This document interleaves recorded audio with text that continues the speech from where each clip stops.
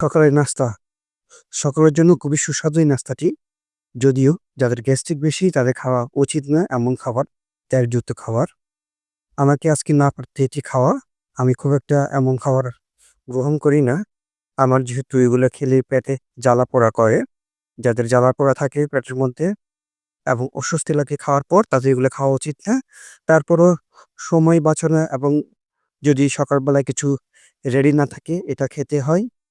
আমি দীর্ঘ অনেকদিন পর আজকে বাইরে খেলাম যে, কিন্তু খাওয়ার পর পেটে কিন্তু খুবই জ্বালা-পোড়া করছে। খাওয়ার সময় একটু ভিডিও করে নিলাম।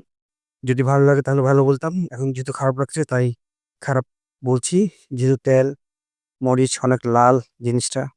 খাবারটা অনেক ঝাল। ঝাল খাওয়া সকালবেলা কিন্তু ঠিক না। আমাদের যতটুকু পারা উচিত সকালে ফ্রেশ এবং তরল জাতীয় কিছু খেলে সারাদিন কিন্তু খুব ভালো লাগে।